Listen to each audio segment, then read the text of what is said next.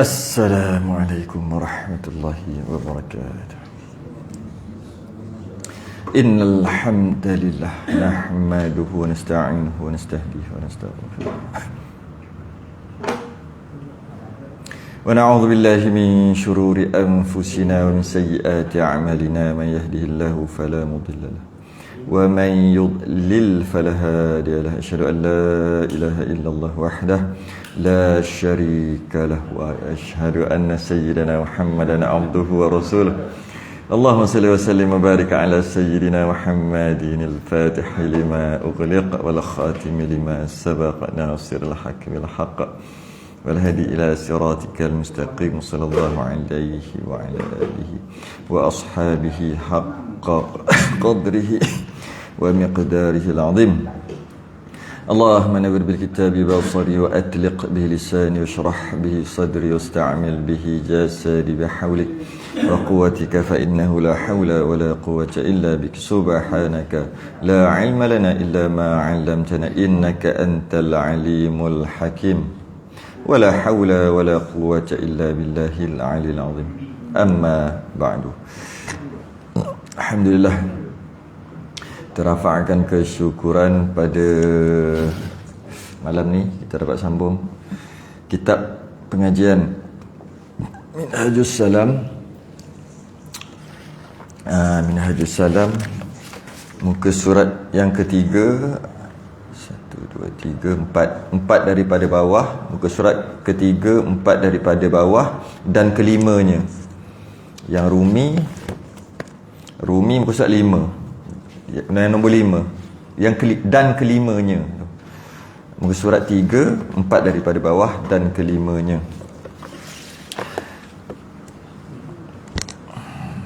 Qala al-mu'allif rahimahullahu ta'ala wa nafa'ana wa iyyakum bi'ulumihi fid darin amin ya rabbal alamin. Dan kelimanya, wajib Allah Ta'ala qiyamuhu binafsih, artinya berdiri dengan sendirinya. Berdiri dengan sendirinya, itu yang kelima. Ini adalah sifat yang kelima daripada 20 sifat. Sifat yang kelima daripada 20 yang wajib bagi Allah. 20 sifat yang wajib bagi Allah, ini adalah yang kelima. Sebelum kita teruskan, bila kita sebut yang kelima, bukan bermaksud sifat-sifat Allah ni ada dahulu kemudian. Mula Allah wujud, lepas wujud kidam, lepas tu baqa', bukan maksud tu. Dia maksud sekadar sebutan, nak sebut aja, ataupun dia panggil tertibuz zikri, tertib sebut. Untuk mudah kita faham, kita bawa ke pekah sikit kejap. Kalau kita tahu ketika kita nak sembahyang, wajib berdiri, wajib takbiratul ihram, wajib niat. Ke mana dulu? Berdiri dulu ke niat dulu? Berdiri dulu Ya ke berdiri dulu? Tak dulu. Memang kena berdiri, tapi mana dulu? Niat dulu? Berdiri dulu? Niat dulu tak?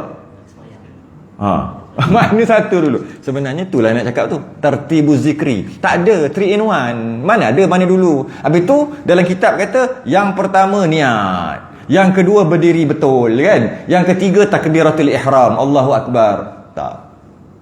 3 in 1, 1 in 3. Sebab ketika niat mesti kena berdiri. Kalau dia mampu berdiri, kalau niat dia ketika duduk tak sah. Ketika niat kena berdiri. Ketika takbiratul ihram Allahu akbar kena berdiri. Ketika niat ketika takbiratul ihram kena niat. Dalam masa yang sama niat tu kena berdiri. Sebenarnya sama 3 tu. Patutnya gini rukun sembahyang yang pertama adalah niat berdiri takbir. Gitu. Tu 3. Pening nak belajar satu-satu macam mana? Maka ulama letaklah yang pertama niat, yang pertama berdiri ke, tak kisahlah. Sebenarnya tertib sebutan aja. Dia tak ada tertib pun. Yang ada tertib mana? Rukuk.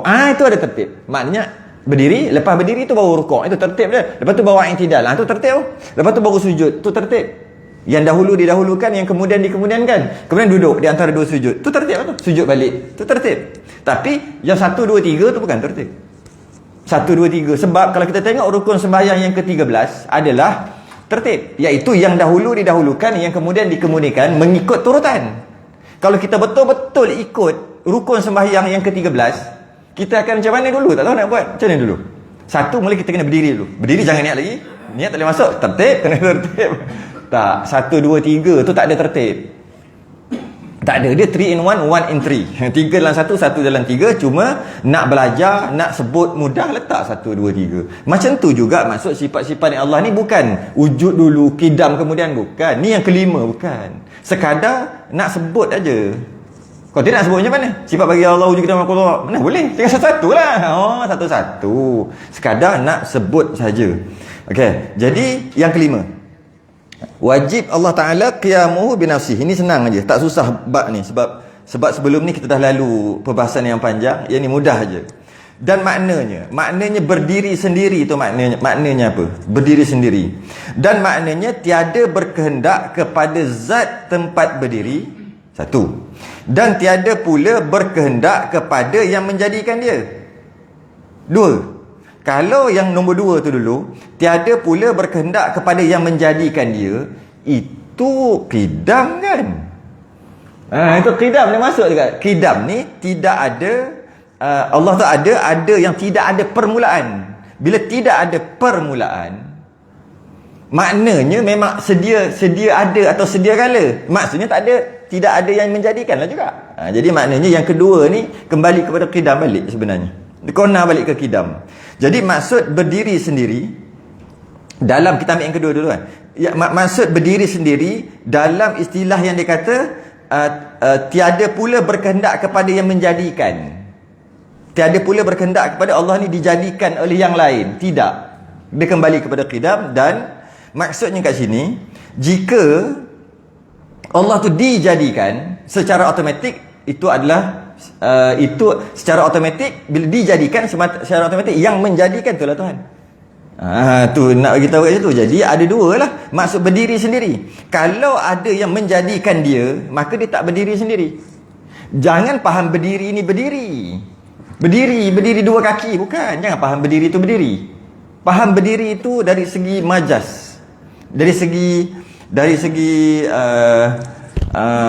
bukan dari segi berdiri yang kita faham berdiri. Kan kata, oh kau dah besar ni, berdikari lah. Berdikari tu apa? Berdiri di atas kaki sendiri. Saya berdiri lah mak. Kata, saya berdiri lah ya, berdiri ni. Bukan maksud berdiri tu. Maksud apa? Berdiri ya, berdikari ya. Berdikari tu kan berdiri sendiri. Campak dekat mana? Campak kat pulau boleh hidup. Campak dekat seorang pun tak kenal, campak dekat situ. Campak pula. Main campak gitu ke? Tak, majas. Bahasa kiasan. Campak tu maksud dia pergi mana-mana boleh hidup. Dia tahu je nak cari makan macam mana, dia tahu je nak tidur kat mana, dia tahu je nak kalau sejuk dia nak buat macam mana. Kalau orang yang tak tahu, sudahlah nak makan apalah, padahal boleh je cari, dia tak reti berdikari. Jadi berdikari tu berdiri di atas kaki sendiri. Bukan maksud berdiri kan? Itu pun kita guna perkataan yang sama. Jadi maksud berdiri ni pun bukan berdiri. Bukan. Berdiri, bukan berdiri, dia berdikari. Jadi kalaulah ada yang menjadikan dia tak berdiri sendiri lah. Sebab ada yang lain yang tolong menjadikan dia. Itu satu. Jadi maknanya qiyamuhu ta'ala binafsih, Allah tu berdiri dengan sendirinya, berdalilkan ayatul kursi. Allahu la ilaha illa huwal hayyul qayyum. Tu qayyum tu. Qayyum tu lah qiyamuhu binafsih. Jadi Allahu la ilaha illa huwal hayyul qayyum. Allah yang hayy, yang maha hidup dan qayyum. Berdiri dengan sendirinya. Tak perlukan bantuan yang lain, malah tak perlu yang lain menjadikan. Maka kita dapat faham kat sini, sifat wujud, okay, sebagai kesimpulan, sifat wujud qidam baqa mukhalafatuhu ta'ala lil hawadith qiyamu ta'ala binafsi kan, okay? Sifat wujud menerangkan Allah, menerangkan diri Allah. Itu sifat wujud. Wujud menerangkan bahawasanya Allah itu wujud, kan? Okey, wujud. Qidam baqa mukhalafatuhu ta'ala lil hawadith qiyamuhu ta'ala binafsi wahdaniyah, dia menerangkan hal keadaan kewujudan Allah itu. Boleh? Wujud dia menerangkan tentang diri. Okey, kalau manusia payah nak faham tu, faham Allah kita faham manusia. Wa fi anfusikum afala tusirun. Nak faham Allah kena diri. Kena Allah kan? Mari kita tengok diri. Sebab susah nak faham yang tu. Saya ni wujud, ada. Wujud tu bahasa lain ada kan? Ada. Jadi ada tu menerangkan ada lah. Menerangkan diri, ada. Dan keberadaan ni dah ada ni, dia ada sifat dia. Dia ada apa? Putih tak? Putih, tinggi, slim. Dia ada tu. Tu apa? Jadi maknanya putih tu menerangkan keberadaan saya lah ni. Tapi ada tu menerangkan diri. Mana diri tu ada. Bila dah ada, mesti ada ciri-ciri dia. Ciri-ciri dia tu lah. Ciri-ciri dia, adanya Allah dalam keadaan tak ada permulaan. Kita panggil qidam. Tapi wujud terangkan tentang adanya Allah. Bila wujud ada, Allah itu ada. Saya ada. Maka wujud tu cerita pasal saya seorang je, itu ada. Tapi ada tu mesti ada cerita. Ke ada gitu? Ada cerita dia. Ada ciri-ciri. Bahasanya ada sifat-sifatnya. Nak kenal dia ni ada ni. Yang pertama, dia punya ada ni tidak ada permulaan. Ciri bersama. Kita tukar jadi qidam. Ada je ni kekal. Tak musnah, tak binasa. Kita panggil baqa'. Okey. Mukhalafah. Tak sama dengan makhluk. Jadi adanya dia tu, adanya tak sama dengan makhluk. Adanya kita ni sama dengan makhluk-makhluk yang lain kan. Macam itulah juga qiyamuhu bi nafsi. Adanya dia tu jenis berdiri sendiri. Tak perlukan yang lain. Nak cerita tu je. Yang 5 sifat salbiah yang kita akan masuk ni. 5 tu nak cerita tentang kewujudan. Mula-mula kita dah letak, dah pegang Allah itu ada, wujud. Lepas tu wujudnya Allah tu macam mana cerita dia? Cerita dia 5 ni. Baru 5, banyak lagi. Baru 5 ceritanya. Cerita 5 ni apa? Tak macam ni, tak macam ni, tak macam ni, tak macam ni, tak macam ni. Tak apa? Tak mati. Bukan tak hidup, tak mati. Tu dah akan sebut di bawah nanti lah. Bab lagi. Nanti dalam bab yang muka surat sebelah dia. Dia akan sebut bab tu. Jadi wujudnya Allah, hal keadaannya berdiri dengan sendiri, dia akan terpecah kepada 2. Yang pertama, dia tidak memerlukan zat yang lain untuk bergantung. Tu. Dan makna berdiri sendiri tidak berkehendak kepada zat tempat berdiri. Susah nak faham juga. Kita wa fi anfusikum afala tubsirun. Tengok diri sendiri baru kita boleh faham. Macam mana? Contohnya, tengok makhluk ni, tengok tisu ni. Tisu ni warna putih. Putih ni ada. Dia tak sama dengan petak. Petak ni ada tak? Petak tak ada. Putih ada. Petak tak ada. Tengok ada sedikit perbezaan.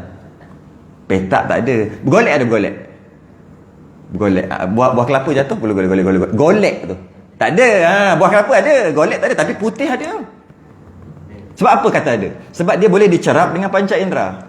Yang ada boleh cerap. Cuma mana putih tu? Itu yang masalah lain. Okey, kita boleh tanya juga, petak mana? Petak. Bulat mana? Ada orang cakap begini, love. Dek. Mana? Tak ada. Mana love? Love mana? Hati kan? Mana? Tu, ni jari. Ada ke? Ni tak ada. Dia tak ada. Putih ada. Sebab boleh cerap dengan boleh rasa. Ada. Masin ada? Ada. Janji boleh cerap dengan panca indera. Panca indera tu lah, rasa apa semua. Ada. Cuma step yang kedua nanti kita nak cari dia memang tak jumpa lah. Tapi tu step yang kedua. Step yang pertama dulu. Step yang pertama dia ada 2 perbezaan. Pertama, petak, tergolek, jatuh, semua tu tak ada. Tak ada. Okey. Satu lagi macam tak ada tapi dia ada. Contohnya color, warna putih. Kurus ada kurus? Tak ada. Gemuk? Tak ada. Kurus gemuk tak ada. Tapi putih ada. Saya nak suruh bagi beza je benda tu. Okey, putih ada sebab kita boleh cerap dengan mata kita. Cuma kita nak okey, cari putih. Saya nak beli manis ada manis. Manis ada kan boleh cerap dengan panca indera lidah. Okey, saya nak beli manis 2 kilo, gula tak mau. Pening. Sudah aku nak timbang macam mana? Tak boleh. Beli gula automatik dapat manis. Free manis bagi free. Manis tak payah beli gula. Jadi saya nak beli putih je. Saya tak nak beli cat. Ni cat putih kan? Rugi beli mahal. Lain kali jangan beli cat, beli putih je. Memang kena halau dengan tokek Cina. Saya nak putih, saya tak mau cat. Tak boleh. Ni nak cerita ni. Putih tu menumpang dekat apa? cat, dekat cecair cat, dekat tisu, dekat meja, dia menumpang. Dia tak sama dengan petak, bulat, bergolek, jatuh. Itu tak menumpang, dia memang tak ada. Kita faham aja dalam kepala kita, oh bergolek, tapi dia tak ada. Nampak beza? Yang ini ada. Cuma kita tak boleh nak tunjuk geramnya aku putih ni. Tunjuk kena tisu, tak kena putih. Tapi boleh tahu. Maka kita panggil dia menumpang. Dia panggil arad. Tak apa istilah tu. Dia menumpang. Dia ada tapi dia menumpang. Ni semua kita bincang ni ciri-ciri makhluk. Ciri-ciri makhluk dia menumpang. Jadi, dia kata sini, dan maknanya tiada berkehendak zat kepada tempat berdiri dan tiada pula tiada berkehendak kepada tempat zat berdiri. Tu maksud dia. Jadi sekarang putih ni dia kena menumpang dekat zat. Zat tu diri, zat diri, fizikal, jirim. Semua bahasa-bahasa payah tu. Jadi putih ni dia terpaksa menumpang. Dia tak boleh duduk sendiri. Tak boleh. Dia kena menumpang. Warna oren ni dia kena menumpang kat sini. Semua kena menumpang. Tapi dia ada, tapi jenis hidup menumpang je dia. Okey, dia kata sini, dan maknanya maksud Allah itu qiyamuhu ta'ala binafsih. Allah itu berdiri dengan sendiri. Allah tak menumpang-menumpang macam tu. Tu nak beritahu. Menumpang. Bila macam tu tertolaklah. Tu bawah tu yang tertolak. Lawannya al-ihtiyaju ila mahalli wal mukhassis. Artinya berkehendak. Tu berkehendak kepada zat tempat berdiri. Itu satulah. Maknanya putih ni terpaksa berkehendak kepada zat yang lain, iaitu tisu, untuk berdiri. Untuk berdiri tu duduk lah, untuk dia ada kat situ. Dia kata apa ni? Lawannya. Maksudnya mustahil lah. Mustahil Allah gitu. Tu je nak beritahu. Kan susah pun. Okay. Jadi Allah juga tidak, kita bahas sebelum ni, tidak berbentuk, tidak berjirim, tidak berarah, kan? Tidak atas, tidak bawah, tidak kiri, tidak kanan, tidak semua. Dan masuk pula perbahasan ini, tidak juga jenis menumpang. Tu je. Bukan jenis menumpang duduk dekat zat lain, duduk kat tempat lain, duduk. Tak, malah lagi mustahil dia menumpang dekat makhluk yang dicipta. Lagilah mengarut. Lagilah tidak. Dia menumpang zat lain pun tidak. Dia menumpang zat makhluk yang dia cipta. Lagilah kelakar. Tu bukan Tuhan, tu hantu. Dia cipta, lepas tu dia menumpang. Kita kena faham macam ni, baru kita faham dari segi Allah tu bertempat, berarah, bermasa, yang sebahagian orang cakap. Kalau tak faham ni, tak faham ni tu. Kenapa susah, tak nak sangat cakap Allah itu duduk kat arash? Kenapa sangat? Sebab ni tak faham ni. Kalau faham ni kita betul lah. Mana boleh duduk tu sifat makhluk. Satu-satu kita faham dengan kita faham perkara ni. Jadi Allah mencipta sesuatu, kemudian Allah menumpang. Lagilah tidak. Walau katalah Allah tidak menciptakan dia sesuatu tu, pun Allah menumpang. Lagilah mengarut. Bila Allah tak cipta dengan dia apa? Nampak? Mengarut lagi. Jadi itulah perbahasan qiyamuhu ta'ala binafsih, berdiri sendiri dengan dua makna, terbahagi kepada dua. Yang pertama tidak berhajat untuk yang lain jadikan dia. Tak berhajat yang lain untuk tolong dia. Tak ada. Yang kedua, dia pula tak menumpang. Menumpang macam putih ni. Dia tak menumpang mana-mana. Maka betul-betul Tuhan lah namanya. Kita menumpang. Kita menumpang dengan lantai ataupun bumi. Kalau tidak, kita nak berdiri macam mana? Menumpang macam satu. Kalau itu menumpang dari segi dua perkara yang berbeza. Menumpang dari segi kita kena ada kaki. Nak menumpang kaki kita untuk berdiri. Kita semua menumpang. Maka Allah tidak menumpang. Tidak gitu. Qiyamuhu ta'ala binafsih, berdiri dengan sendiri, tidak memerlukan yang lain. Tandanya, sama lagi. Tandanya ataupun buktinya ataupun dalil akalnya, boleh kata gitu tak? Tandanya, disebut tanda, kita boleh nampak, kita boleh fikir. Tandanya, buktinya, burhannya baharu alam ini. Apa maksud baharu alam ini? Kita dah lalu 5 kali dah baharu alam ini. Alam ini baharu alam ini, sama je. Tukar lagi, baharu ni susah sikit. Alam ini baru ada, tak faham lagi. Alam ini daripada tak ada, lepas tu ada. Kan sebelum ni alam ni tak ada, sekarang dah ada. Jadi alam ini ada. Bila alam ini ada, dulu dia tak ada, sekarang dia ada, maknanya dia barulah. Apa yang tak ada. Lepas tu ada, kita panggil baharu. Jadi dia kata tandanya baharu alam ini. Tandanya alam ini ada. Alam ini ada menandakan Allah itu tak memerlukan sesiapa. Memang kita boleh angguk, tapi kat mana connection dia? Macam biasa lah. Kat mana hubungan dia?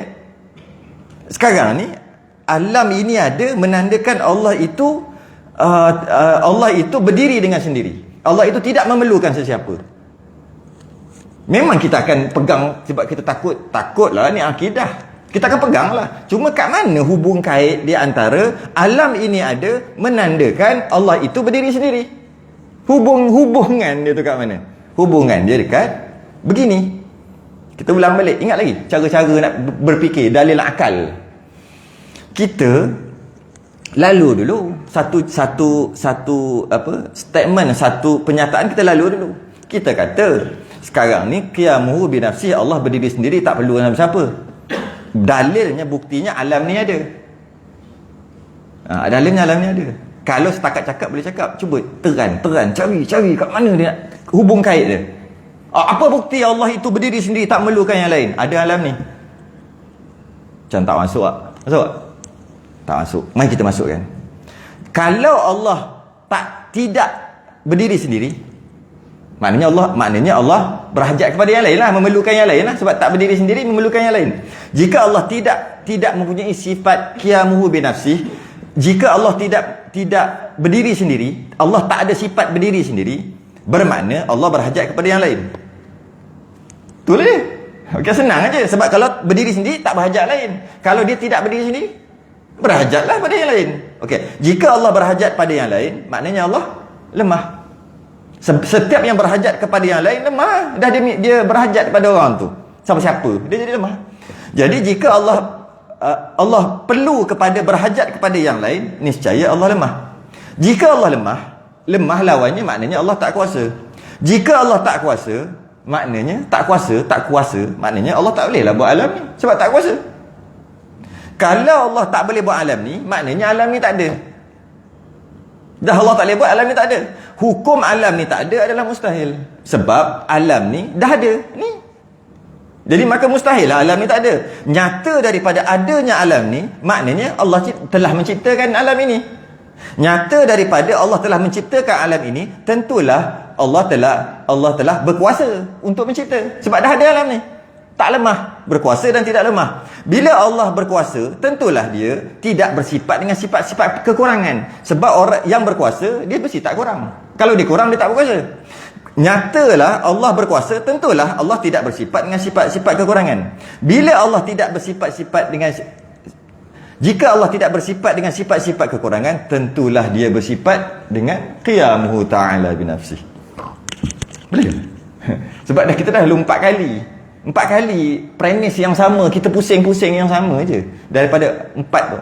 Kalau Allah tidak mempunyai sifat berdiri sendiri, maknanya Allah berhajat kepada yang lain. Kalau Allah berhajat kepada yang lain, maknanya Allah lemah. Kalau Allah lemah, maknanya tak kuat, tak kuasa. Kalau Allah tak berkuasa, Allah tak boleh buat alam ni. Kalau Allah tak boleh buat alam ni tak ada. Hukum alam ni tak ada, mustahil. Sebab alam ni dah ada. Bila alam ni dah ada, nyata daripada adanya alam ini, tentulah Allah dah cipta dah. Allah telah mencipta. Kalau Allah telah menciptakan alam ini, tentulah Allah berkuasa. Kalau Allah berkuasa, tentulah tak lemah.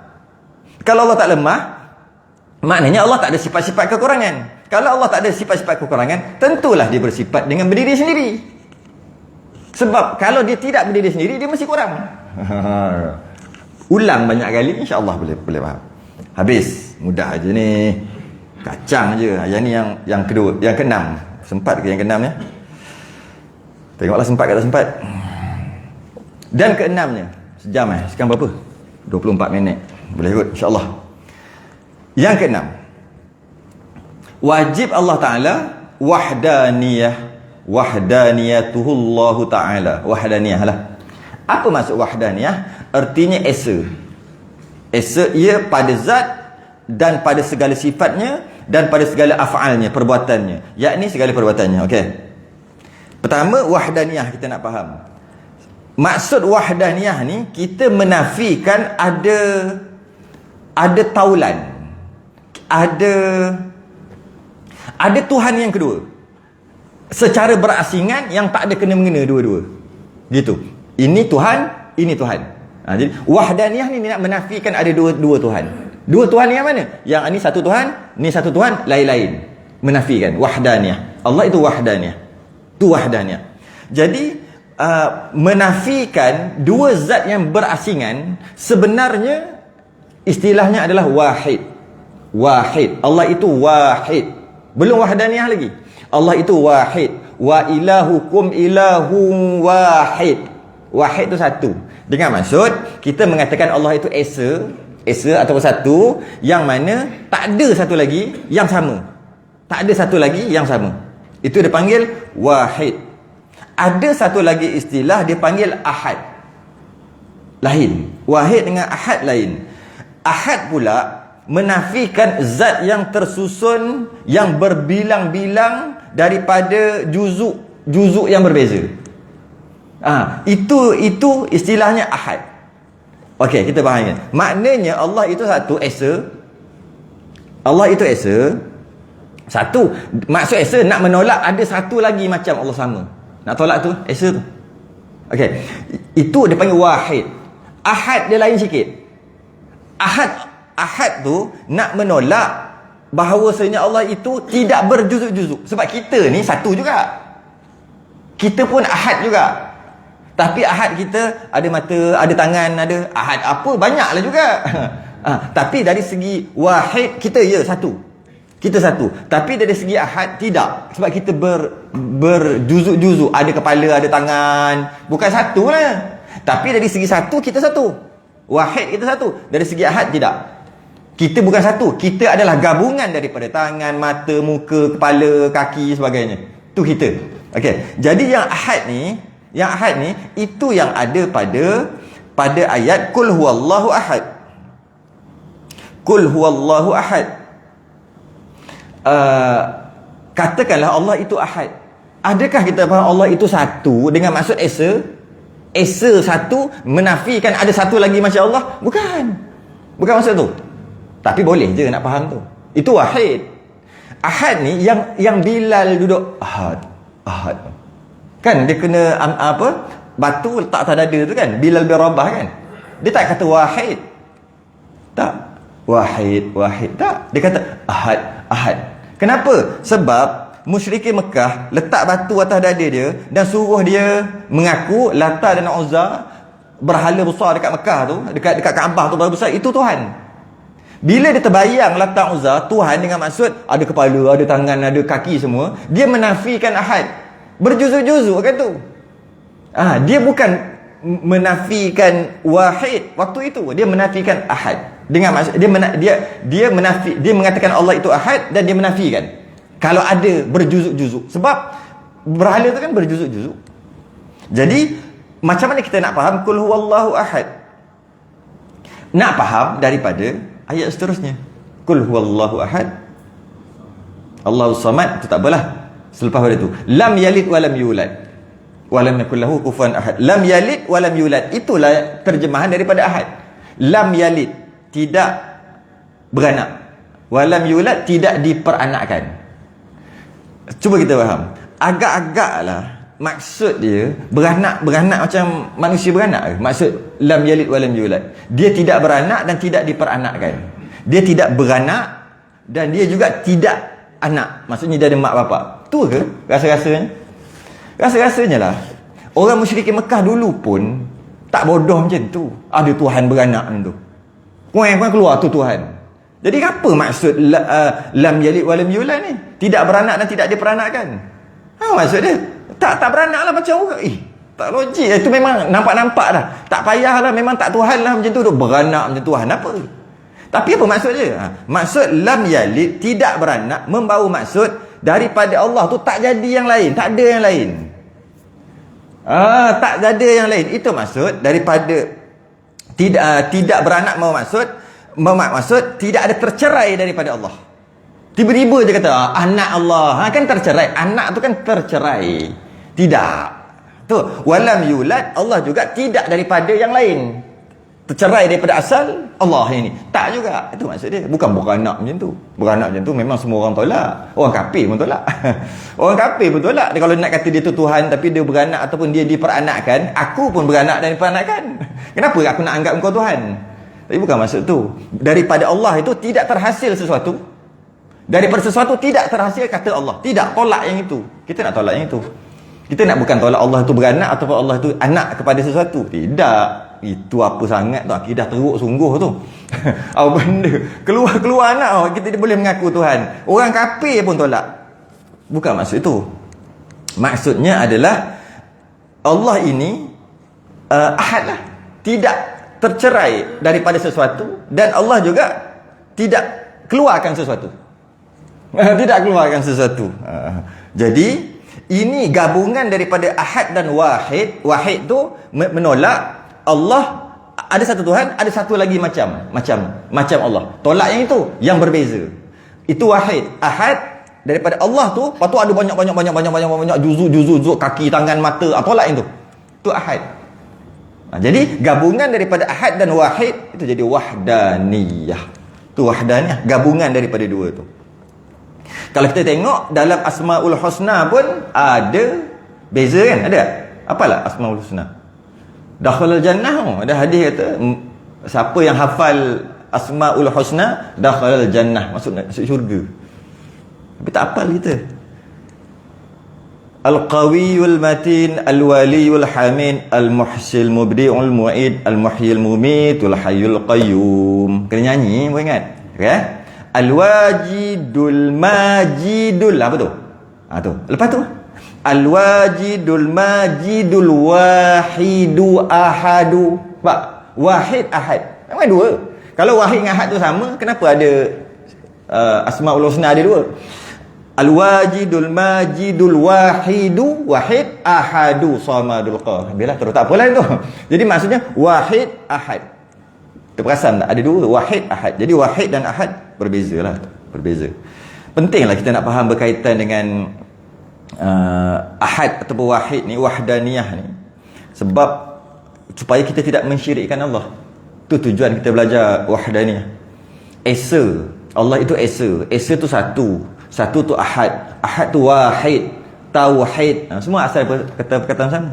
Mengesakan, mentauhidkan, mensatukan, tidak menduakan, tidak mensyirikkan. Semua satu je maksud, iaitu wahdaniyah.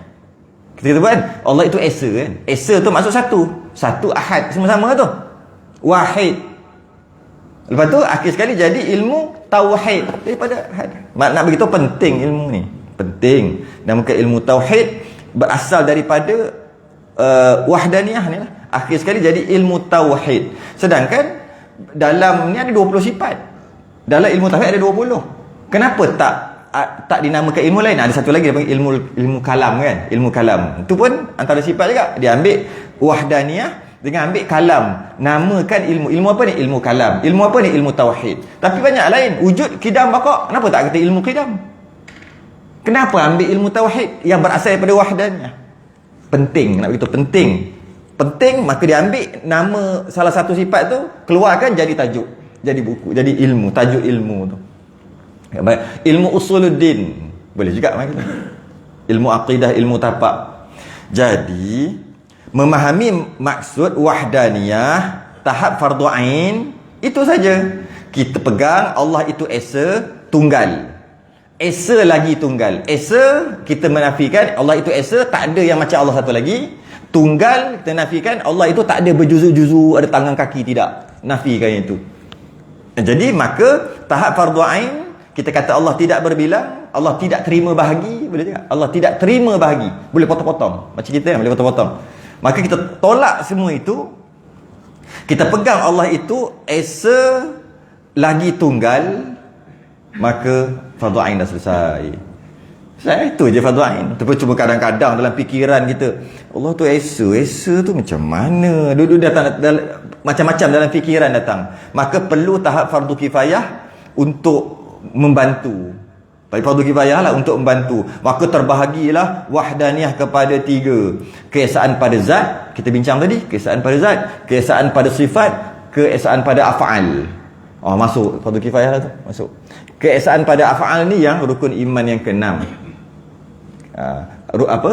Perkara baik dan perkara buruk, untung baik dan untung jahat, semua daripada Allah. Semua daripada Allah. Itu, maka bincanglah, keluarlah daripada 3 ni, wahdaniyah tadi, keesaan pada zat, keesaan pada sifat, keesaan pada af'al, keluar pula kam. Saya beritahu saja, saya tak terang pun, bukan kita nak pun. Kam pula ada ulama kata 5, ada ulama kata 6. Kam tu berbilang, menafikan, nafi. Kam, lepas tu kam pula terbahagi kepada 2. Kam muttasil, kam munfasil. Itu semua perbincangan fardu kifayah. Sebab tu tak ada dalam kitab kita. Tapi kalau kita biasa dulu ada baca kam, tapi kenapa tak terang kam? Sebab dia perbahasan fardu kifayah. Yang kita nak faham, wahdaniyah adalah Allah itu esa lagi tunggal. Kaedah ketuhanan, jika ada 2 Tuhan, maka dua-dua lemah. Itu untuk kita faham pula. Yang tadi kita dah letak dah faham, dah pegang dah. Ini untuk kita lebih mantapkan lagi. Kalau ada 2 Tuhan, maka dua-dua Tuhan lemah. Kalau ada 3 Tuhan, maka 3-3 lemah. Kalau 2 Tuhan ni, ada 2 Tuhan, Tuhan ni berpakat, lemah dua-dua. Kalau 2 ni bergaduh, lemah dua-dua. Kalau ikut akal kita, logik kita, kalau ada 2 Tuhan, Tuhan ni berpakat, berbaik, maka dua-dua kuat. Kan? Kita kalau buat bergabung, kita akan lebih kuat. Kita akan kuat, sama-sama kuat. Itu makhluk. Makhluk bila dia bergabung, dia sama-sama kuat. Tapi dari segi kaedah ketuhanan, jika ada 2, dua-dua ni bergabung dengan maksud tak bergaduh, berbaik-baik, dua-dua lemah. Pak. Dia memang gitu. Tu kaedah ketuhanan. Macam kita tengoklah kaedah kerasulan pula, kenabian. Nabi kita ummi kan, tak erti membaca dan menulis, tak tahu membaca dan menulis. Tak, kaedahnya tak tahu membaca dan menulis adalah satu kemuliaan bagi Nabi. Tapi tak tahu membaca dan menulis bagi kita satu kehinaan, satu kelemahan. Nampak? Berbeza. Jadi kaedah ketuhanan, jika ada 2 Tuhan, kalau dua-dua berpakat, dua-dua lemah, dua-dua bergaduh pun dua-dua lemah. Kalau ada 3, maka 3-3 lemah. 3-3 lemah. Kalau 4 lemah. Contoh ada Tuhan 2. Sebab kita nak faham tentang esanya Allah ni. Wajib Allah itu esa. Wajib akal. Tak boleh terima kalau Tuhan tu ada 2. Apa buktinya? Mari kita. Kalau Tuhan ada 2, berpakat. Tuhan berpakat. Satu Tuhan ni buat bumi, satu Tuhan ni buat langit. Mudah-mudah kata gitu. Ni Tuhan buat bumi, ni Tuhan buat langit. Berpakat lah, berbaik-baik. Sepatutnya kalau ikut makhluknya makin kuat lah kan. Tapi kalau dari segi kaedah ketuhanan, dia lemah. Okay. Macam mana? Berpakat. Satu buat bumi, satu buat langit. Okay. Dan buatlah penduduk bumi. Yang Tuhan buat bumi ni, buatlah penduduk bumi. Yang Tuhan buat langit ni, buatlah penduduk langit sekali. Buat langit dan penduduknya dalam tu, malaikat ke apa ke kan. Tapi tak bergaduh. 2 Tuhan ni berpakat. Maka yang penduduk yang ada dekat langit, dia tak mengakulah yang buat bumi itu Tuhan dia. Sebab yang buat Tuhan dia, yang buat langit lah Tuhan dia. Dia tak mengakulah, itu bukan Tuhan aku. Kalau Tuhan, ada yang tak mengaku Tuhan, itu Tuhan ke? Itu satu. Yang kedua, penduduk hamba ataupun yang dicipta oleh Tuhan yang buat langit tadi, dia tak memerlukan Tuhan yang buat bumi. Tak perlu pun, sebab bukan Tuhan bumi yang buat aku, dia kata. Yang buat aku adalah Tuhan langit. Maka aku memerlukan Tuhan akulah. Jadi penduduk langit dia tidak memerlukan Tuhan bumi. Bila Tuhan dinamakan Tuhan, ada yang tak memerlukan dia, itu bukan Tuhan. Tuhan ni semua perlukan dia. Tak ada kecuali. Itu baru Tuhan.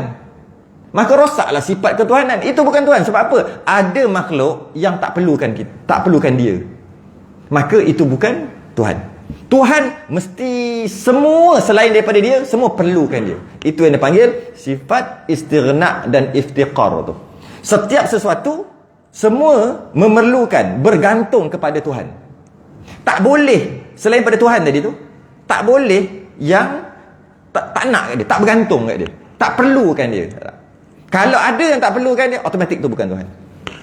Macam kita kan, ada kat manusia yang tak perlukan Tuhan. Dia kata je dia tak perlukan Tuhan. Tapi kelip mata dia, jantung dia bergerak. Siapa gerak kan? Bukan dia.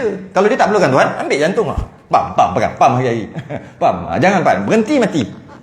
Tak, dia memerlukan Tuhan. Tapi dia tak mengaku. Dia tak reti, dia tak mengaku. Sebenarnya, setiap saat kita memerlukan Tuhan. Sebab kita mana ada kuasa. Kita mana ada kuasa. Jadi dengan sebab tu kita memerlukan Tuhan setiap detik. Okey. Jadi tiba-tiba ada yang lain, dia kata aku tak perlukan Tuhan tu. Tak perlukan Tuhan pun. Sebab aku ada Tuhan lain. Automatik Tuhan tu bukan Tuhan lah. Sebab ada yang tak perlukan dia. Tuhan bumi kata dekat Tuhan langit, kau bukan Tuhan aku. Aku tak perlukan kau. Sebab aku ada Tuhan yang buat aku, iaitu Tuhan bumi. Maka kedua-duanya lemah. Sebab Tuhan bumi tak diperlukan oleh penduduk langit. Tuhan yang buat langit tak diperlukan oleh penduduk bumi. Maka dua-dua lemah. Sebab ada yang tak perlukan dia, lemah. Bukannya susah pun. Tu maksud. Itu kalau berpakat. Kalau bergaduh dua-dua, lagilah jahanam tu lagi bukan Tuhan. Tuhan ni buat bumi, Tuhan ni buat langit. Tuhan ni bergaduh kan. Tuhan ni hancurkan langit. Bila Tuhan ni hancurkan langit, apa punya Tuhan tak boleh nak defend. Dia cipta kemudian tak boleh nak defend sebab ada yang lain pula. Dia tak puas hati Tuhan langit, Tuhan ni hancurkan bumi pula. Apa punya Tuhan? Sampaikan buat bumi tak boleh nak defend, tak boleh nak pertahankan bumi je. Itu bukan Tuhan. Kalau macam tu maknanya dua-dualah bukan Tuhan. Dua-dualah bukan Tuhan. Sebab tu rosak sifat ketuhanan. Kaedahnya kalau ada dua Tuhan, dua-dua berpakat, maka dua-dua lemah. Dua-dua bergaduh, lagilah senang nampak. Dua-dua lemah. Dua-dua lemah. Itulah dalil Al-Quran. Itulah dalil Al-Quran dalam surah Al-Anbiya. Lau kana fihima alihatun illallah la fasadata. Kalau ada, seandainya ada Tuhan lain, satu lagi yang lain selain daripada Allah, maka mesti binasa. La fasadata, maka kedua-duanya tentu binasa. Itulah maksud surah Al-Anbiya. Lau kana fihima alihatun illallah la fasadata. Kalau ada dua je, maka musnahlah dua-dua. Itu sekadar untuk kita faham tentang wahdaniyah. Sekarang boleh tak kita kata orang kafir tu, dia macam dia percaya Tuhan, cuma dia mensyirikkan. Jadi Tuhan yang dia percaya tu, ya,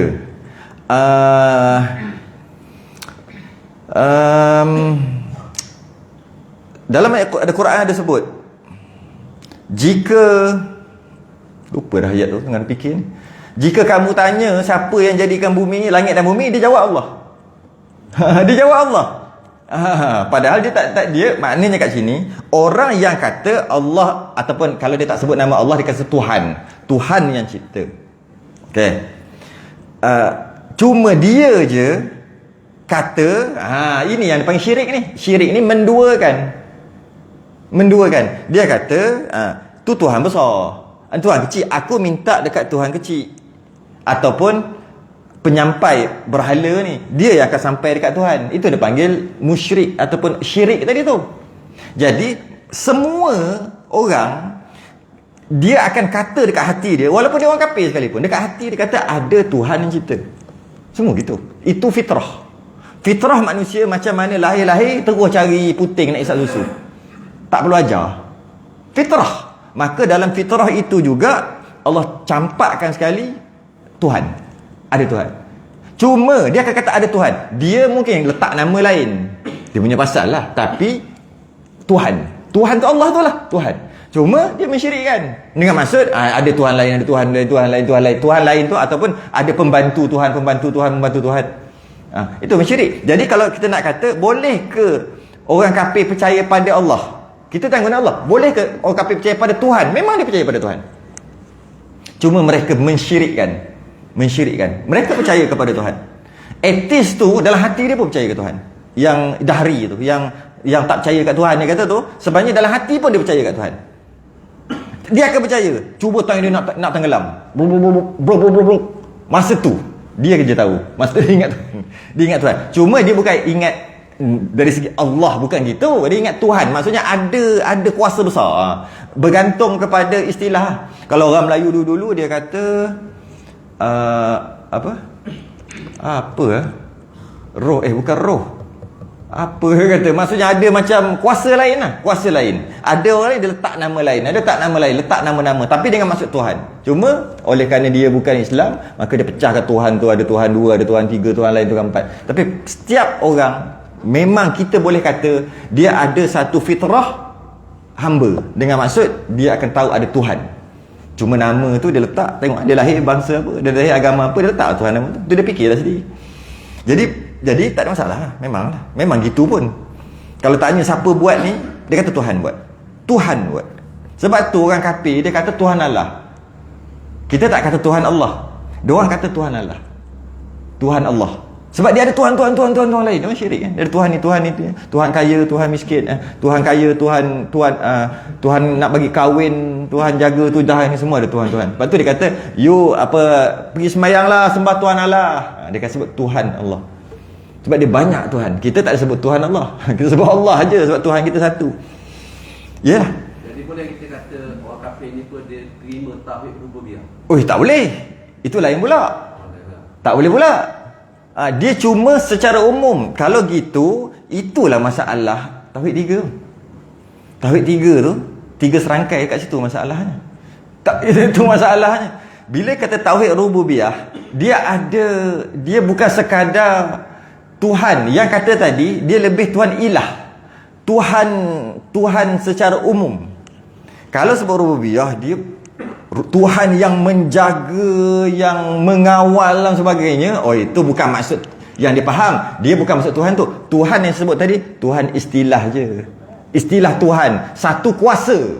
Kuasa yang besar. Itu aja. Tapi jangan cakap gitu tak boleh. Kerana itulah kita tolak tauhid 3.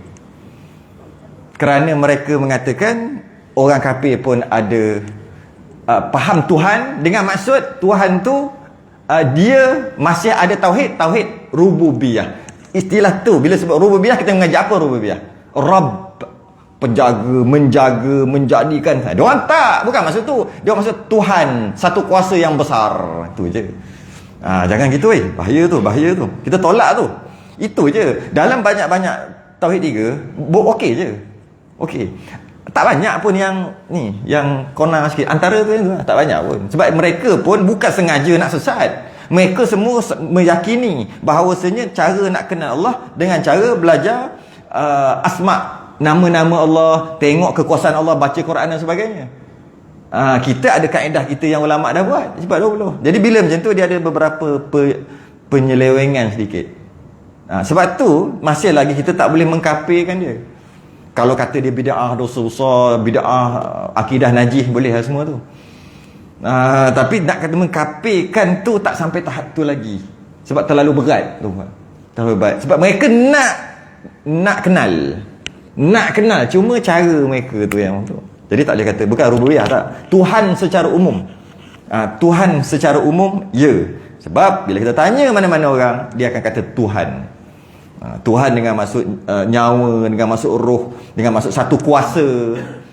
Tok nenek, tu orang dulu kan, tok nenek cucu tumpang lalu kan, dia bukan maksud tok tu, tok dia bukan, maksud satu kuasa yang lain. Tu maksud tok nenek tu. Bahasa masing-masing kan. Kalau agama lain dia adalah bahasa-bahasa dia, tapi bukan dengan maksud rububiyah bukan. Jadi dalil sifat wahdaniyah ni, dalil akalnya adalah Allah ini mestilah kena bersifat dengan sifat esa, wahdaniyah, esa. Kalau tidak, rosaklah kan. Rosaklah bumi, rosaklah langit, malah rosaklah sifat ketuhanan, malah dua-dua bukan Tuhan.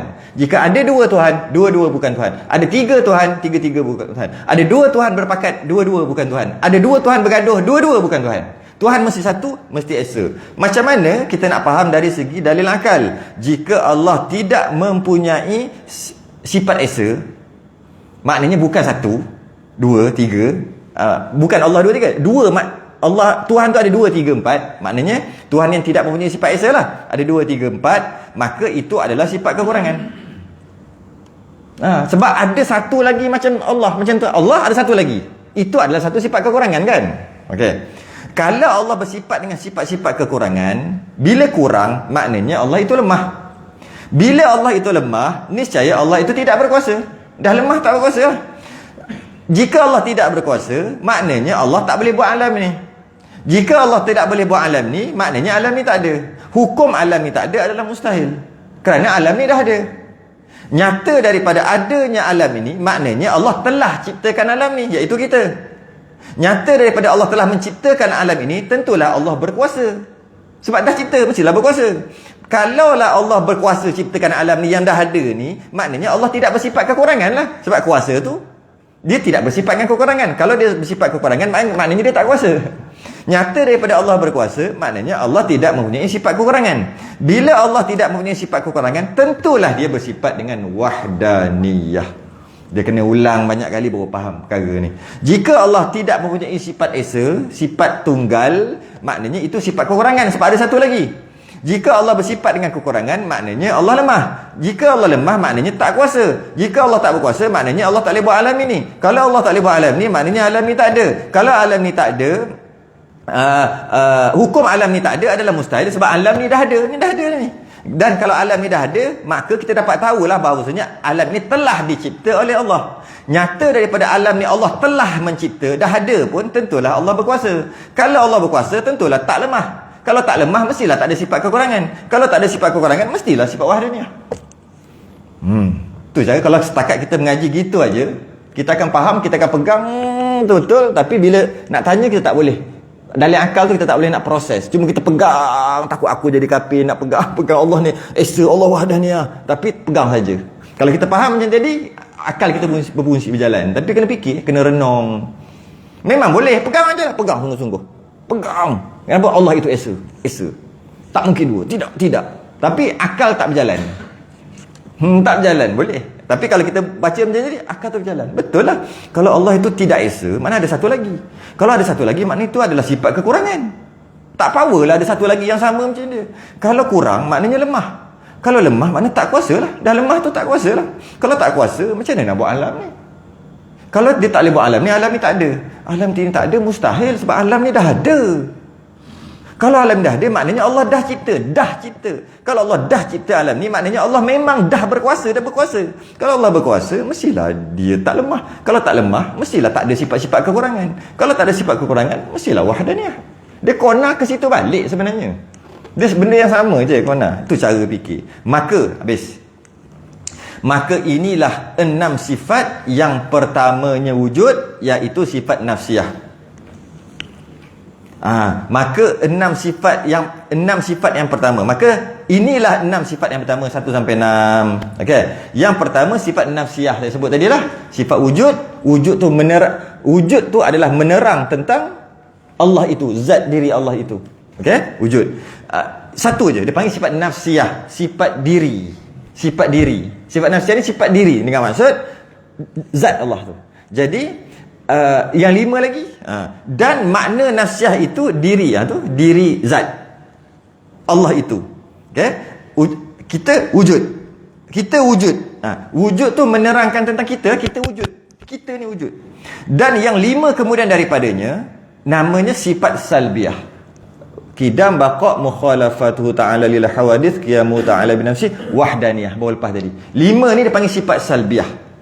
Apa maksud salbiyah? Salbiyah ni maksud tolak. Sifat menolak. 5 ni sifat tolak. Satu tu sifat yang kita nak bincang tentang zat diri Allah. Satu, wujud. Yang 5 ni sifat menolak. Dia panggil sifat menolak. Dia sebut makna salbiyah itu menafikan barang yang tiada layak dengan zat. Tak layak bagi Allah. Apa yang 5? 5 ni semua yang menafikan barang yang tak layak bagi Allah. Dia panggil sifat salbiyah. Ya ke? Kita tolak. Ya, kita tolak. Tolak apa 5 tu? Mari kita tengok balik. Kita nafi apa 5 tu? Mari kita tengok balik. Maknanya nak faham 5 ni dengan tidak. Nak faham 5 ni dengan tidak. 5 apa? 5, 2, 3, 4, 5. Qidam baqa' mukhalafatan al-wadil qiyamu ta'ala bi nafsi wahdaniyah ni dengan cara tidak. Salbiyah ni tidak, tolak. Okey, macam mana caranya? Qidam artinya sedia ada, sedia kala kan, sedia ada. Maknanya ternafi ada permulaan. Tukar sikit. Tidak ada permulaan. Kan tidak tu. Allah itu wujud Allah ni apa ceritanya? Ciri-cirinya wujud Allah ni tidak ada permulaan. Salbiyah, tolak. Lepas tu pula Allah wujud Allah ni tidak binasa. Baqa'. Jadi nak faham yang ni kena tidak binasa.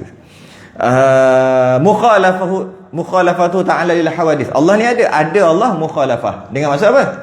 Tidak sama dengan makhluk. Kan tidak juga. Lepas tu pula qiyamu ta'ala bi nafsih. Allah ada Allah tu qiyamuhu bi nafsih. Dengan maksud tidak berhajat pada yang lain. Tidak ya. Sebab tu dia kata panggil sifat menolak. Yang kelima wahdaniyah. Allah itu wujud Allah itu wahdaniyah. Dengan maksud tidak berbilang.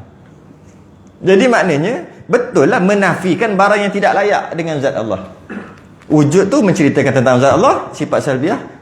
Menafikan perkara yang tak layak, iaitu tak layak bagi Allah, iaitu ada permulaan. Kita menafikan dia. Apa pula Tuhan apa ada permulaan? Binasa kita nafikan, binasa. Baharu kita nafikan. Sama dengan makhluk kita nafikan. Berhajat kepada yang lain kita nafikan. Berbilang-bilang kita nafikan. Nafikan 5. Jadi selesai sifat wujud, nafsiyah dan sifat salbiyah yang 5. Masuk sifat yang ke-6, ke-7. 6 dah, ke-7 dia panggil sifat ma'ani pula. Sifat ma'ani dia panggil. Sifat ma'ani, untuk mudah fahamnya, sifat ma'ani ni sifat yang jenis ada. Sifat yang jenis ada. Jenis ada macam mana? Okey, ada tak wujud, kidam, baqa', kekal? Ada tak kekal? Kekal tu ada tak? Alah, wujud lah. Wujud tu ada tak? Wujud. Allah itu wujud. Tak payahlah kita lah. Kita ni wujud. Kita wujud. Ada lah. Kalau tukarlah wujud jadi ada. Kita ni ada.